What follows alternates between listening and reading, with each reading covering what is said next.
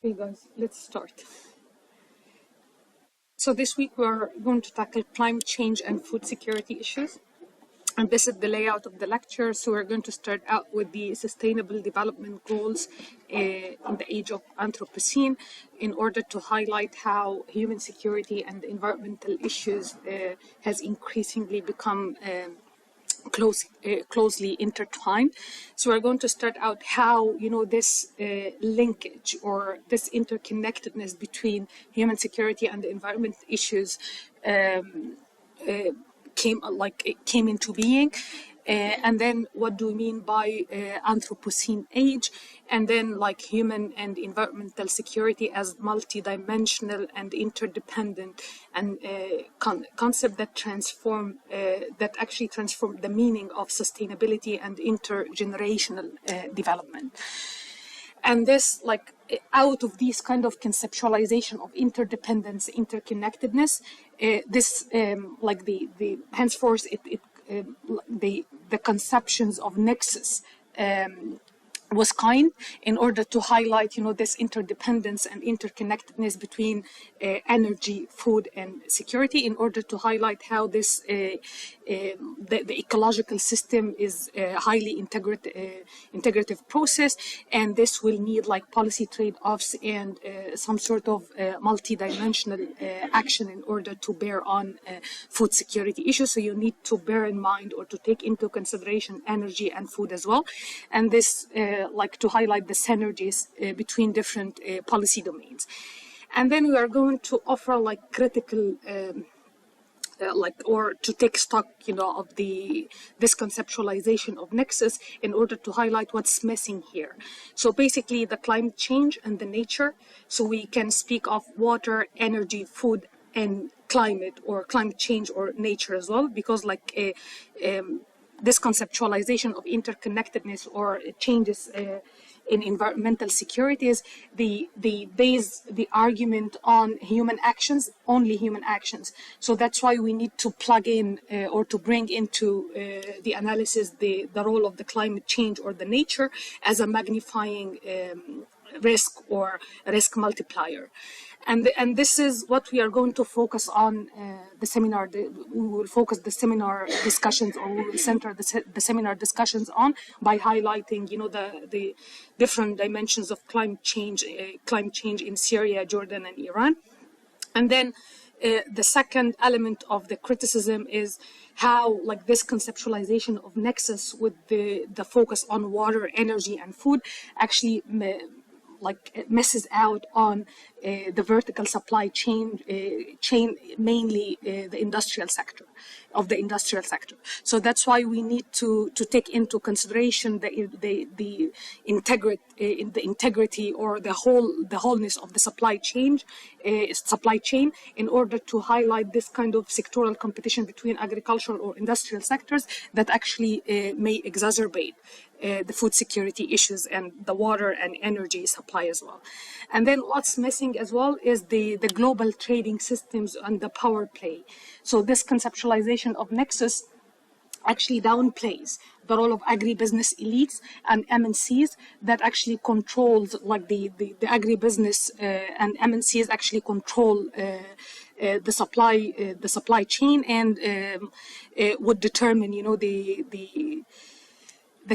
capacity and the capability of poor countries to acquire or to gain, you know, these kind of food as well, food imports as well. So it depends on like asymmetrical power structure, and to what extent agribusiness would affect the supply chain and the global or the international trading systems or trading flows.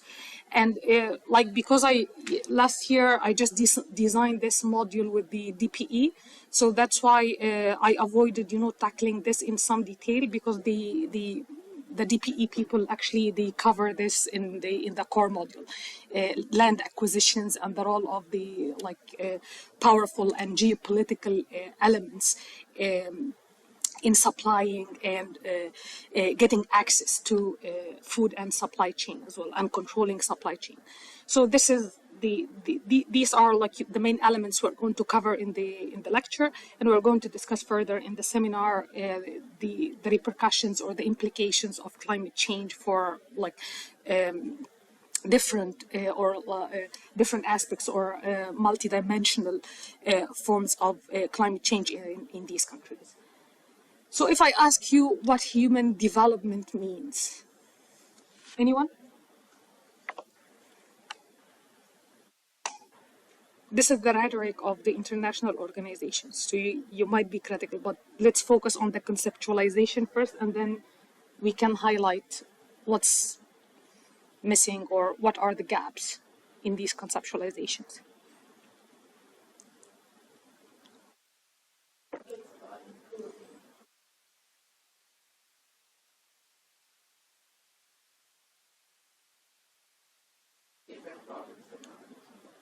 It's basically, it comes out like from the United Nations Declarations of Human Rights, that basically everyone has the right to a standard of living adequate for the health and well-being of himself and his family, including food, clothing, housing and medical care, and necessary social services, and the right to security. So central to this definition is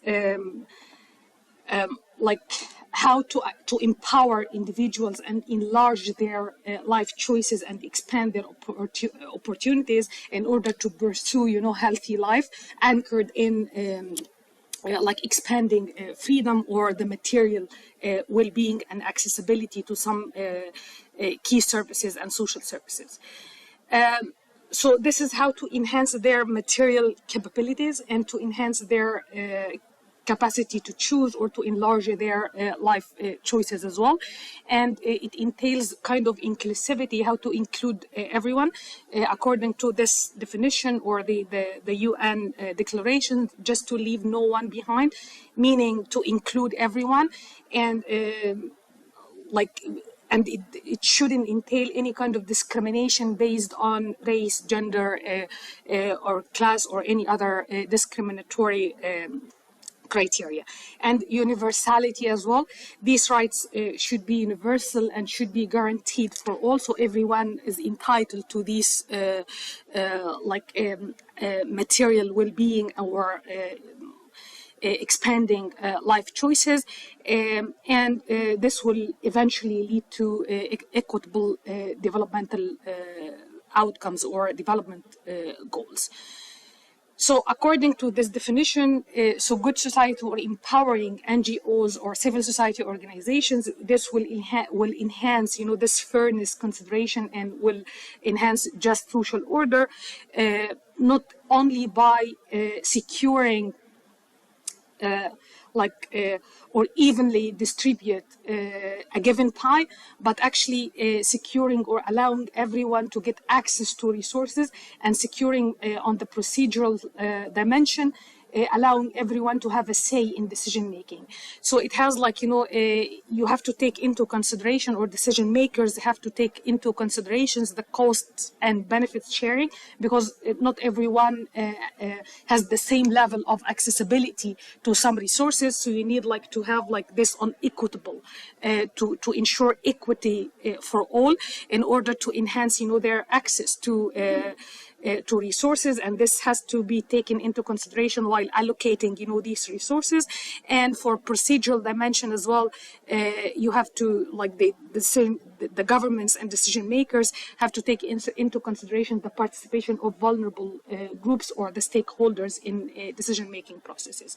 So it has like this kind of material and distributive or distributional dimension and procedural dimension as well, in order to ensure inclusivity, universality, and the material well-being or capacities of individuals. So how like this linkage between human security and environment security came into being? So it's basically out of these kind of planetary imbalances and social imbalances. So some of the pressures on planets, or some of the pressures on the Earth system, or the biophysical life system, these pressures came from some sort of human actions that led to climate change, and led to some sort of shocks that increased the risks of the material well-being or the capabilities of individuals, and social imbalances as well that emanated from urbanization and demographic changes, like increasing of the population rate, that put more pressures on scarce resources, and pressures on the government in order to provide social services and welfare programs for individuals that eventually would affect their material well-being and their choices in life. So that's why, in order to improve, this kind of, to achieve equitable development outcomes, and to at the same time to alleviate or to ensure to alleviate like pressures on the planet, so the Human Development Index was modified in order to include, this kind of planetary pressures adjusted Human Development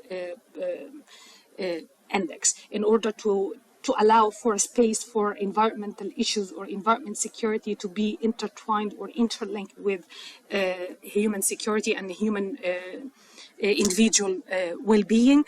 And this kind of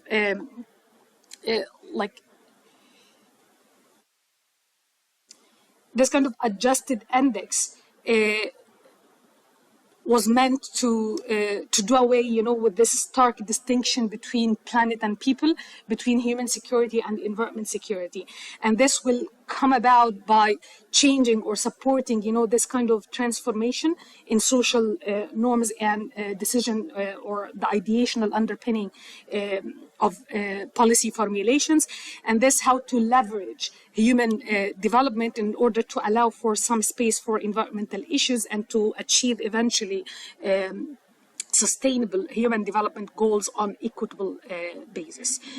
So this actually has two dimensions as well, to change, to bring about new form or of understanding, or to change in the social norms and values in order to allow for this interconnectedness or interdependence between human security and environment security, that environment or resources can limit and are limited by human action as well, and at the same time it needs work on multiple fronts in order to have this integrated management system, in order to secure food, or to formulate policies that would secure a constant supply for food and allow for human security in relation to supply of food.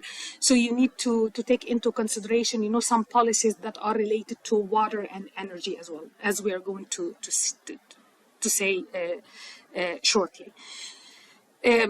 So this will be covered through a policy formulation, a management system, and efficient and effective governance of scarce resources through a package of incentives and regulations that would allow for efficient allocation of resources and efficient use of scarce resources.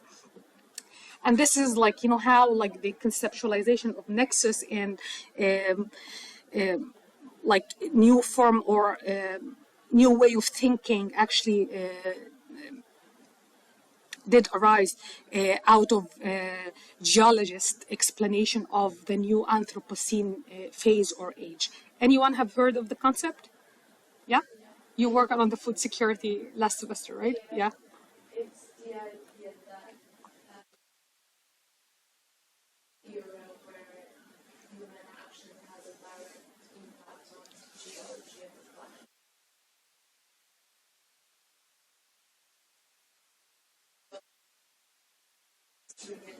Planetary or environmental history on Earth. Yeah. So it's basically there are some sort of geologist criteria, like when the Earth system or some sort of evolution in the Earth, entered in a new phase or a new age. So this will satisfy some sort of distinctive stratigraphic unit. So that's why we will be there will be like a transition from one geologist phase to another. So this is like the end of the Holocene, and then this is the latest of the interglacial phases of geologists. So that's why we entered into this Anthropocene age that would highlight, this kind of interdependence again and interconnectedness between human actions and environment security. So this kind of this will allow for a new way of thinking in order to understand or to strike, this delicate balance between human action and environment or preserving or elevating pressures on planets or on environment as well, because it will feed back into human well-being or individual well-being as well. So this reducing pressures on the biosphere or the biophysical life system will help individuals to achieve sustainable human goals as well. So they are not separable. So they are closely intertwined. So that's why you need to take some sort of actions in order to alleviate or to allow for easing pressures on the planet in order to achieve these sustainable human development goals. Again, the well-being of of humans or of individuals are related to the management and efficient and effective use of scarce resources, and this will need this kind of integrated management system. And this is the conceptualization or the concept of nexus came into being in order to understand or to bring about different ideas and different stakeholders on the negotiation table or in the decision-making circles in order to allow to understand the risks involved in particular policies or actions, and how this would entail policy trade-offs in order to satisfy different interests, but at the same time you need to alleviate pressures on individuals as well. Anyone can guess how this nexus how can we articulate or elaborate on this nexus between food, water, energy, water, and how the three dimensions would come together?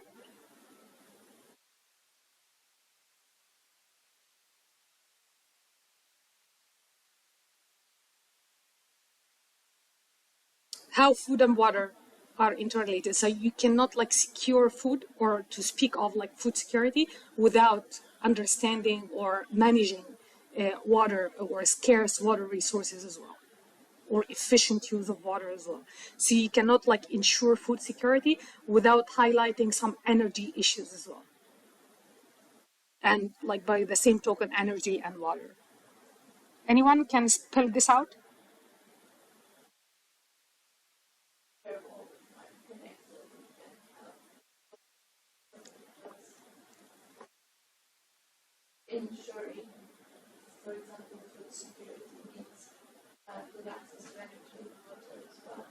Yeah. then the same happens for Yeah.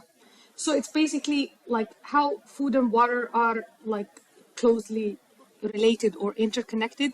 You need water for irrigation to produce food, right? And you use like land as well in order to have like to get access to the groundwater, to springs and wells. Yeah. How like water and energy are like interconnected. You need water to generate electricity, like to yeah, and you need like how you need energy to have like you need energy to dig out like for like to dig like or for pumping and digging wells and to get access to the groundwater as well. So they are like interrelated. And how food and energy are related. Yeah. So the entire food system, the entire chain is not only producing, but producing, transporting, processing, packaging, storing, retail, and then waste. So you need energy. And you use land as well in order to remove the hydrocarbon from the surface of the earth and to like burning this in order to have like fossil fuel. So you use like some sort of like these like food and energy are interrelated as well. So this like nexus conceptions came into being out of this kind of interrelatedness or interdependence between the three dimensions or the three aspects of food security, producing and plugging into the analysis the entire food system and the entire supply chain. So this actually it came out with the increase or the spikes of the like food prices in 2000 after the energy crisis in 2008 through 2011, and this actually some stakeholders held a conference in Germany in order to understand how like the high energy prices had some sort of risks in providing or securing food supply, and how ill-prepared or excessive use of subsidies to produce biofuel and fossil fuel actually exacerbated, the food supply and added more risks to the supply chain. So that's why, in order to bring together the main stakeholders and the supply chain players, in order to formulate policies at the national level, and this actually has to be juxtaposed or to put. It had to go hand in hand with this understanding of the demographic pressures and population growth and urbanization. So you need to take into consideration, these kind of energy and and water supply in order to understand the problems of the food security. And of course, they came out or they articulated, this discourse of win-win strategy, how to bring together different ideas and different stakeholders in order to satisfy different interests, and at the same time having positive externalities on for the environment or the environmental issues, and how to have like rigorous and accurate calculations of the cost-benefit analysis by taking into considerations the multidimensionality of the issue of the food security or the food supply. So it's about balancing different resource users, goals, and interests while maintaining the integrity of the ecosystem. So this is the discourse or the rhetoric of the main international organizations or the main stakeholders, but there are some sort of obstacles when it comes to apply this or materialize, these kind of the nexus conceptions. So starting out with the water-food nexus, so they highlight the main goal is to mitigate the risk and use like the efficient use or the of scarce water resources or reduce the water consumptions. This will happen by increasing the efficiency of the virtual water. Virtual water, it means this is like a technical concept, like the water embedded in producing food, and the water footprint. It means water embedded in the consumption of the food, like from like the transportation through packaging, storing, and wasting as well. So you need to take into considerations, or in like while working out the cost benefit analysis, the water entailed in the entire food system, not only the irrigation, but like the throughout like the processes of transportation and storing and packaging. And efficient utilization of green water, it's the groundwater, the springs and the wells as well, in order to prevent soil depletion and desertification and salinity of the soil. And this will happen through investing in desalination projects and water treatment and water reuse in order to reduce the consumption of the scarce water resources, and to seek out or to invent other alternative avenues for the use of water, and to reduce the excessive dependence on or reliance on groundwater as well. It might have like, this is the discourse again, but it certainly has like, some health repercussions as well, because like the desalination, you cannot use this water, it has to be mixed with fresh water as well in order to avoid these kind of health issues on the long run. And water reuse as well, so there are like some scientific research would say this will affect it will cause some health issues on the long run. So for the water energy nexus, so as I mentioned here, the main target is to use or invest more in renewable energy, and to reduce the carbon dioxide emissions, to decarbonize and to stop putting carbon dioxide into the atmosphere. So here, like you can use water in order to generate for hydropower generation and for power production and fossil fuel or biofuel use. And like you need energy as well in order for pumping and drilling, and to have like good drainage system in order to reduce the wastewater or the waste of the water. So you need to invest in energy or renewable sources of energy in order to reduce this carbon dioxide emissions, and at the same time to use like clean energy in order to produce or to explore some sort of avenues for groundwater, and to use like clean sources of energy. And how the three will come together, this is like it has to come together through what they call integrated management system that would secure environment sustainability.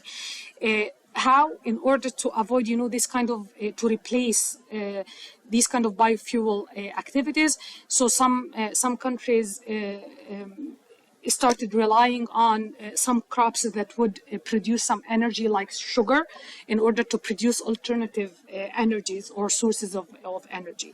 In order to, they have like, this, like the Gulf states, for example, they invested in this kind of concentrated solar power in order to produce electricity and to minimize or to reduce the reliance on water. In order to avoid this excessive or use of groundwater, so they started to have this trench system to recharge aquifers for agricultural productions, and good drainage system in order to reduce the waste water or the waste of the water. So this kind of like the main or the underpinning or the underlying logic here is this kind of global water cycle is actually under human control, and by controlling this water cycle, the global water cycle, this would ensure food security, and would allow for using renewable or clean sources of energy, and minimize or reduce the excessive or the overuse of green water or virtual water. So any critique of this conceptualization?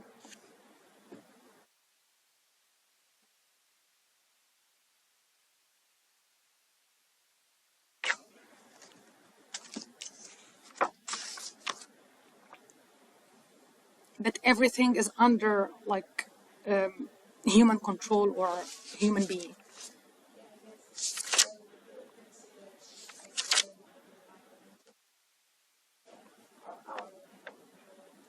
Yeah, the climate change, as I mentioned, like basically, and the second point was like the entire supply chain and the intersectoral competition between like agricultural and industrial sectors as well.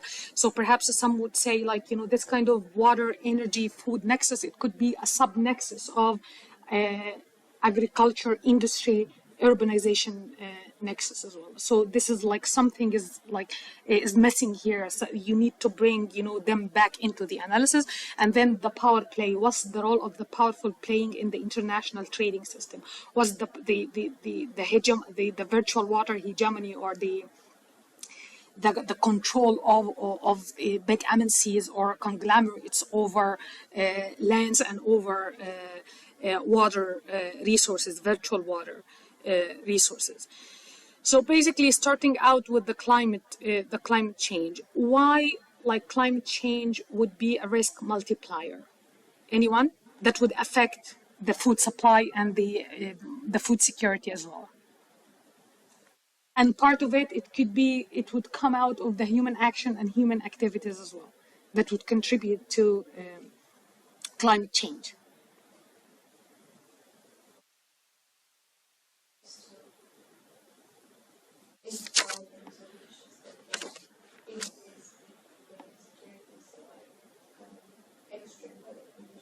Yeah, yeah, exactly. So basically, like when it comes to like the food supply, so we need to understand, this kind of climate change when it comes to the how this global water cycle as the function of the planet's biosphere. So you need to understand the role of floods and droughts in order to understand how this would affect the food supply and how this would affect the individual well-being as well, and would make like vulnerable groups more vulnerable to poverty and to limiting their life choices or life opportunities as well. So starting out with drought, for example, like this would affect how this would affect food production and prices.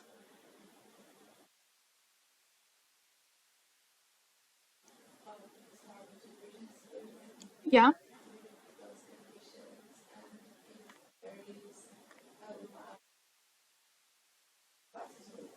Will increase the prices, and this will affect the poor countries, and the small farmers as well will migrate or will leave or abandon their lands and migrate in order to explore different job opportunities in the cities, and this would actually exacerbate or aggravate pressures on limited resources, as we're going to see what happened in Jordan when people migrated to Amman, and actually the increased pressures on the scarce water resources, and it didn't actually solve it. It's kind of vicious circle or cyclical problem that it would be very difficult for government and the individuals to step out of this. And like drought as well, this would lead to like desertification and land degradation, as it happened in Iran, and this would affect the food production as well. And for like the climate change with increasing this kind of temperature, this would harden the soil, and like it's kind of mutually, it's kind of like vicious circle as well. So basically, rising temperature would lead to water evaporation, and this kind of evaporation would load the atmosphere with clouds, and by loading the atmosphere with clouds, this would make the rain like would make it harder for the to have like rains in order to use to use rains in order to produce food. And with these kind of clouds, this would increase the probability of storms later as well. How? Because with the storms and then flood. How? Because was hardening these kind of soil, it will like when rain falls, so this will be like very hard so the rain actually will run off over, this catchment, causing, floods downstream instead of keeping the water upstream and allowing this to get infiltrated into the soil, and which is necessary for preventing, salinity, and necessary for water, for soil fertility as well. So it's kind of all interrelated, and part of it's a function of human activity that affected, this global water cycles, but part of it is it's related to nature as well. So that's why this has to be taken into consideration while formulating policies. How this food will be related to nature, and energy as well is related to nature, because like excessive use or subsidizing extraction of fossil fuel from land, as I mentioned, this would increase the emissions of the carbon dioxide, and this increasing this carbon dioxide emissions would contribute or exacerbate climate changes when it comes to increasing and decreasing temperature, and in addition to the pollution as well. So that's why the states have to invest in other forms that would mitigate the risk of the flood and droughts by building dams and storm and flood defenses, and in order to avoid the waste of the water, so they might have good drainage system, and stop abusing or overusing groundwater in order to be used in these kind of drought season or drought, the circumstances of drought, as we're going to see what happened in Syria, for example. So we need to understand how nature is related to the nexus concept by allowing for or giving space, for climate nexus to be integrated into or incorporated into water, energy, and food nexus, because it certainly might have effect on the food production, as we mentioned, and it might have some sort of impact on energy supply as well, because with floods this would affect electricity and power grids, and with drought as well it might have this kind of impact on hydropower generation, and not only food production but hydropower generation as well. So this is again would feed back into the necessity of the existence of integrated management system to take into consideration all of these factors. And to invest more in the drainage system, in infrastructure and power stations, in order to to mitigate the risk of the nature or the climate change. And this is what we are going to discuss further in the seminar by highlighting what happened in Al Zarqa spring that dried up in Jordan, and how this actually emanated from not only nature but the excessive use of land, or the political use of land in order to achieve some sort of tribal support, and the bureaucratic corruption, and the failed regulations of the water conservation as because of the political and the political reasons and the corrupt bureaucrats.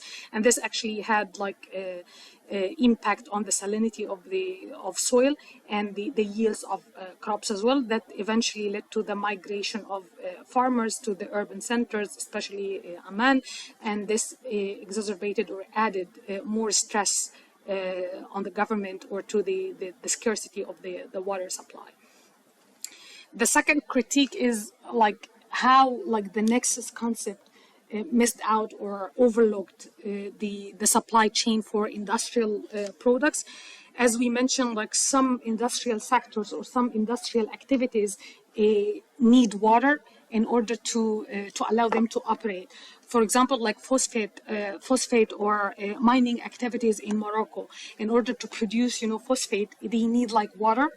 It depends on the means of transportation. Sometimes they liquidate it in order to use pipelines, and with this means of transportation they need water.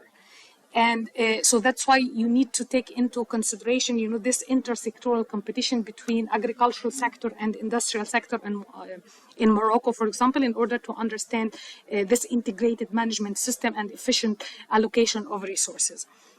So they have also demands for water and energy.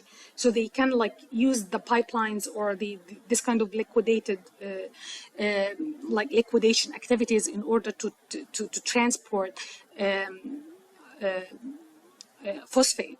And they might use rocks, so they need energy, they need fossil fuel in order to transport this. So industrial sector, which is mining, is very essential, and it occupies a central position in the national economy in Morocco. So you need to understand how to bring together decision makers. They need to understand how they bring together, both stakeholders from both sectors to the negotiation table in order to converge on some sort of interest or policy agreements in order to allow for this efficient allocation of resources.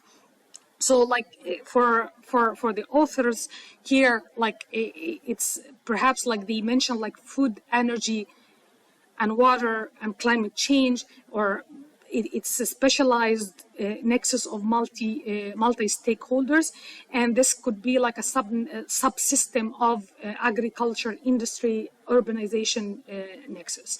So you need to enhance, in order to assure or secure consistent policies across the board, or in order to ensure efficient allocation of resources, as I mentioned, you need to bring together stakeholders from these sectors, and in order to understand how these processes are highly integrated by bringing in the whole supply chain, linking the sub-processes of production and transportation mode as well.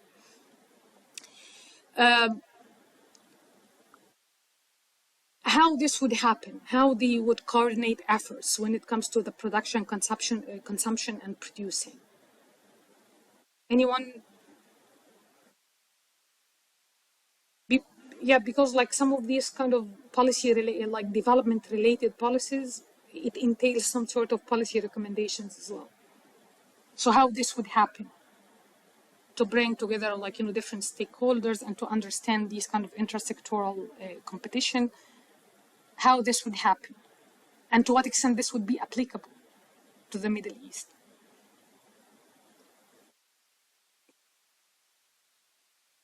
For this particular example,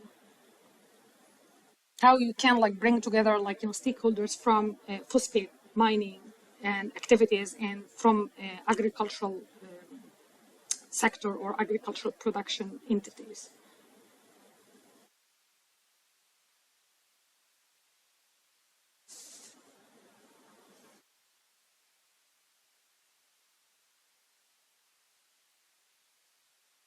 Yeah, this will help for this is part of the capstone, by the way. I have an idea. Yeah, okay. The Middle East always comes to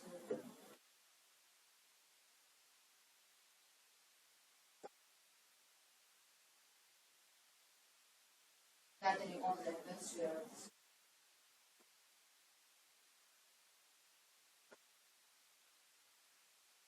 Only the government?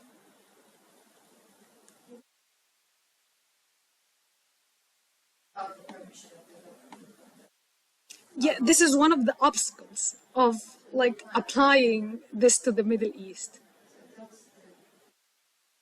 Yeah, because the policy solution here is to conduct research in order to understand, to have accurate estimate about the supply, the water supply system, and what the percentage or the size of water they need in order to produce some crops or water consuming crops, and what water and energy could be entailed or included in the transportation of phosphate, either in rocks or through pipelines.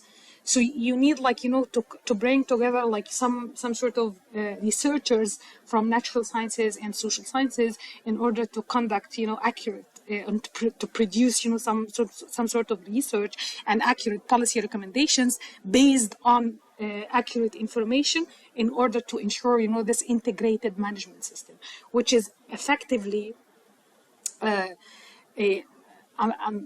I'm not saying impossible, but it's difficult just to have like access to accurate information and good calibers or skillful researchers in order to, and collaborative research production or think tanks in order to produce, this kind of policy recommendations, let alone, how the government will receive this and the political will of the government in order to implement these policy recommendations, given some political calculations as well. So what kind of interest they need to satisfy and what kind of interest they can actually neglect or like turn blind eye to without risking, their power or their powerful position. So this kind of holistic approach of water management, it needs, some sort of accuracy of for cost measurement and kind of good information or data in order to have, this dynamic management of phosphate production. Here, for example, they might converge on less cultivation of water-consuming crops in during the irrigation system, and use like rain-fed agriculture instead of using water or like traditional irrigation system. And for the phosphate mining, they stop using the groundwater, and they rely on the water saved by the agricultural sector in order to extract. In order to pursue their mining activities. So this needs some sort of dynamic management as well, which actually it adds more difficulties because it needs like some sort of a dynamic production of policy recommendations and good responses from like good responses to some sort of climate changes or other exogenous shocks.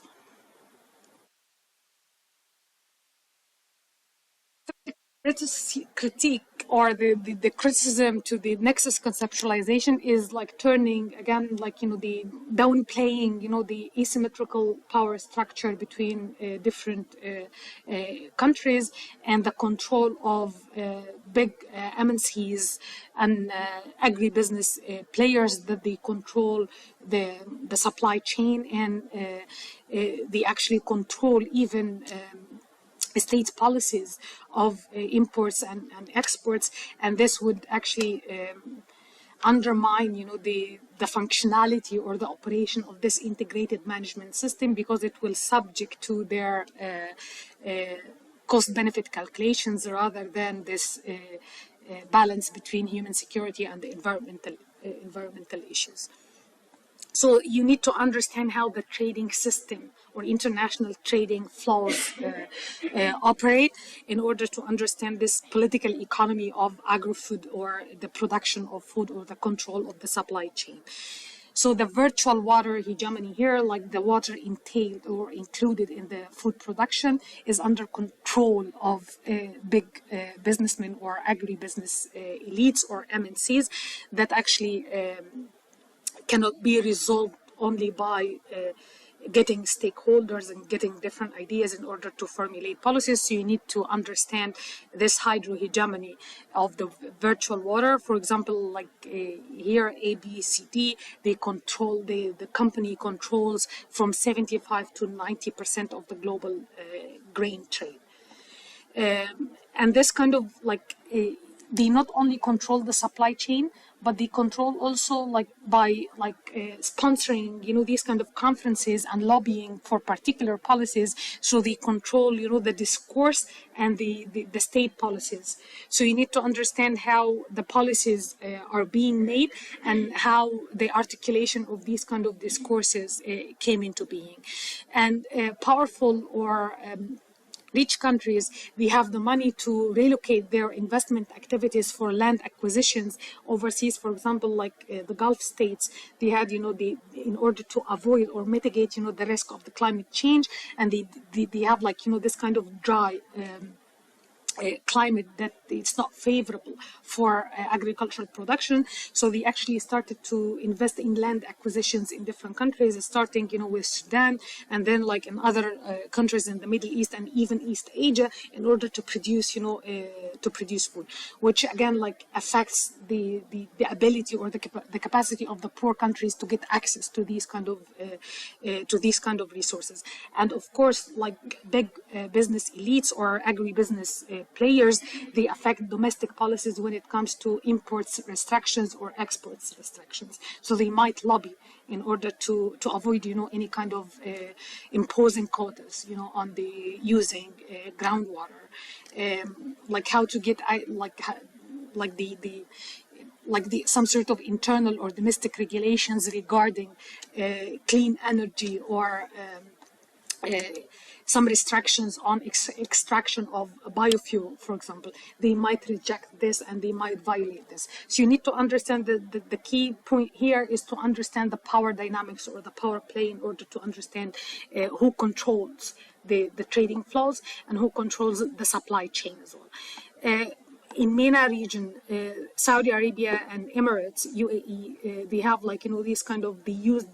they leverage their geopolitical position in order to articulate different policies and to have, this kind of discourse of self-sufficiency in order to acquire lands in different countries in the region. They started with the breadbasket policies in Sudan, but they failed, and then they started to transform to East Asian countries and other countries in the region, Egypt among them.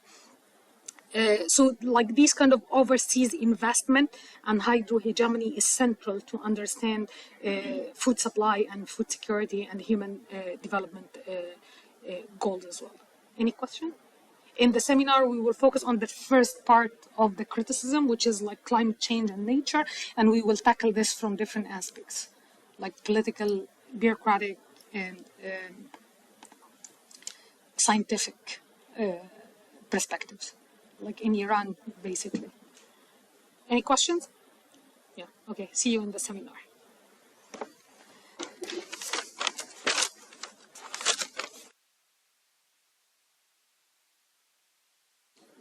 Yeah, and this is actually how like you will formulate your policy proposal. Yeah, like when it comes to assessing or like the efficiency or the criteria against which, so you need to understand the context, this kind of like data, information, political will. Yeah. Theoretically, I can I can do this.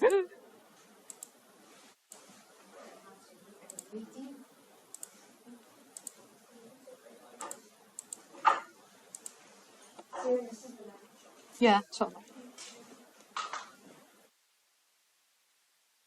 And like send me the ethical approval. Yes, I think I've just done it. You didn't send it, right? And no, but I've just checked and I forgot to press the request. Okay, because I thought it's the problem with the system. Yeah, I thought you would do it automatically, but there's actually a button that I had to press. Okay. I've just done it. Thank you. Yeah, okay.